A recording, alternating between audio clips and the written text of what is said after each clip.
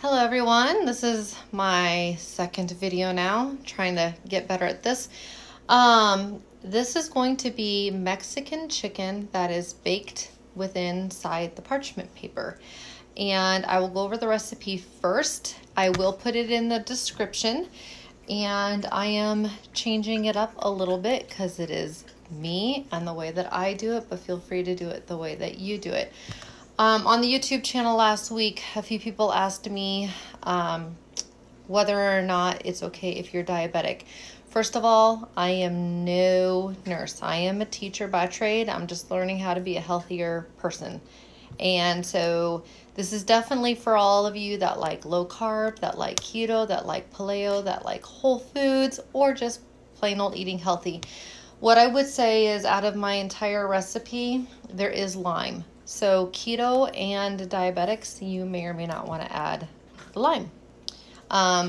You just need to watch your own counts, or if you're in keto, I know that you guys watch ketosis. That's not something that I personally watch, but this is easily modified. Just take the lime out if you need to. All right, so this is Mexican chicken baked in parchment paper.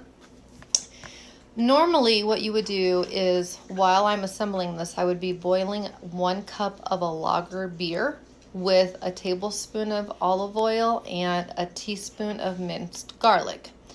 And I would be getting it to a boil, letting it to reduce to about a half of a cup. And then I would stir in 1 tablespoon of flour. That still keeps it in the low carb. If you're keto, you would want to use your xanthan gum, okay? However, I'm keeping this the recipe tonight alcohol free. So I do have the olive oil and the garlic, but I left out the alcohol and any of the flour. So we're still good with all that. So what I ended up doing was I measured out the olive oil, and instead of using 2 tablespoons, I used 3 because I've got to make up some of that liquid.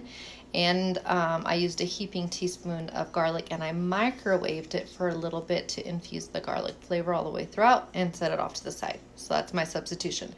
So here are the ingredients, but you heard my substitution from the beginning. So 1 cup of a dark lager to give it that kind of a smokier flavor if you want it. But like I said, we're still going to be fine.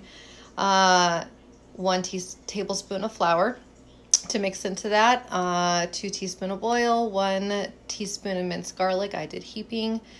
6 ounces of zucchini. That's usually 1 zucchini. For me, it was 1.5 because now that we're getting into winter, they're smaller. So if you have a food scale, that's great. If not, I will tell you that 4 quarter-inch pieces is roughly one serving. So if you do 4 quarter-ounce slices, you're good. 1 summer squash, and you want 3 to 4 slices. I was able to stick with just the 1 on the summer squash. Those seem to still be pretty good size. 1 medium onion, you can slice or dice, and I've got that ready for you. 6 lime slices. This is going to go on at the end, which you'll see. This is something that you may want to omit if you're watching your ketosis or watching your sugar counts. Okay, it calls for 2 teaspoons of ground chipotle chili, 2 teaspoons of ground cumin, and 1/4 teaspoon of salt. Our family likes to spice things up, so I did 3.5. So everything got expanded upon, and then because my husband likes pepper, there's that in there too. Then normally you would use a chicken breast fillet or a chicken breast half. That would equal about 4 ounces. So you would buy like 8 ounces of chicken breast and slice it. That was my goal this weekend when I went to the store. I'm actually using breast tenderloins. 2 is equal to 4 ounces because everybody's now starting to restockpile in case we shut down and they didn't have any at the store. That's okay. 2 chicken breast tenderloins is roughly the size of 4 ounces. You'll just lay that across. Do what you have to make it work. So here we go. The oven's on 375. I have everything already pre-mixed and ready for you guys. Let me see if I can get this to where you can see what I'm going to do just a little bit better. I wish I could go. Next time I need to figure out how to go this way a little bit. So I have a piece of parchment paper. I buy the pre-cut kind. And I have a pan, so I've laid this on the pan. So the first thing that you're going to do, it's pretty easy, is you're just gonna take your zucchini and your squash. So I have already pre-served these. So for me, it's 3 of the zucchini, or 3 of the squash and 4 of the zucchini. And I will hold up the phone here in a moment so you can kind of just see what I did. And then you take roughly a 1/4 cup, just to your liking, and you take the onion and you just sprinkle over and around. It's gonna bake all the way through and taste delicious. So just so you can see what I've done, I'm gonna hold up the phone real quick. And that's what it looks like in the parchment paper. Okay, so now that we've got, that's your bed of veggies. That, believe it or not, is a 1.5 cups. That's a full serving. So some of this is learning how to eat your serving size. All right, next thing I'm gonna do is I'm gonna add 2 breast tenderloins. If you are able to buy the larger chicken breasts and slice them in half to get the 4-ounce fillets, even better. Just make and do with what we have at the moment. So I'm just gonna lay them and fold them over the top. Roughly the same weight. And I've taken the seasoning mixture in the bowl. I'm now going to, I have to kind of eyeball it because I have to make sure I have enough for 4. I'm gonna spread it on top of the chicken only. Just sprinkling as I go. And then I'm going to pat it into the meat. I don't want to lose any of that flavor, neither does my family.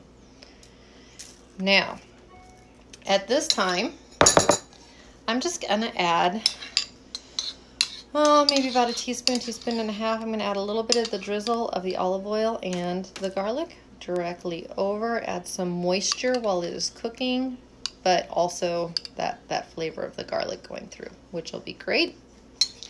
And then 2 lime wedges, which will release lime into it when we're done. So I want to show you what that looks like, all ready to be folded. Okay, so you can see how it's all assembled right now. I will fold the packet and then show it to you. So I just fold up on 2 sides, and I fold down a little bit. This is the hardest part. It's like making an envelope. And then on the other side, I fold in towards the chicken. You don't want any of the juices to get away. It is going to become juicy when it cooks.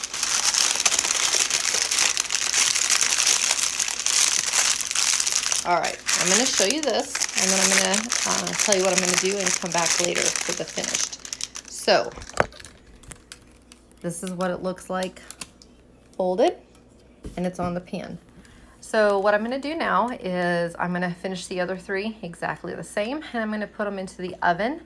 And it says between 26 and 28. Because it's so juicy, go the full 28. Just don't chance it. Go the full 28. And I'm not going to make us wait online. So I'll come back when I'm pulling them out of the oven, and you can see what it looks like freshly served. Super, super healthy, low carb dinner. Feel free to tweak, add more spices, take away more spices, make it an Italian meal even, and take away all of the cumin and put Italian seasoning on it. And still do the oil and garlic, but take out the lime. Lots of different ways you can do it because zucchini and squash is incredibly healthy for you. So feel free to adapt this recipe. I will post it in the description, and I'll be back later in just, well, for you in like 10 seconds to show you the finished product out of the oven.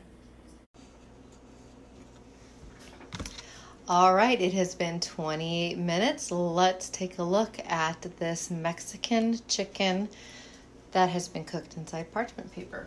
Let me go and grab it right out of the oven.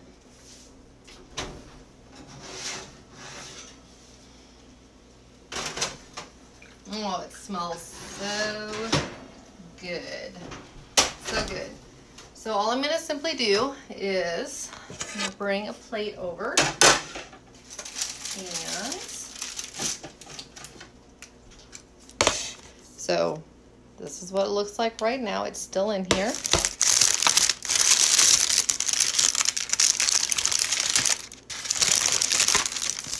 Opening up the parchment, I just let it kind of drape over the plate because we literally eat on top of it. And there you have it. It is so good. You can see it steaming. Delicious. Hope you guys enjoy a wonderful, healthy, low-carb meal. Until next time, bye.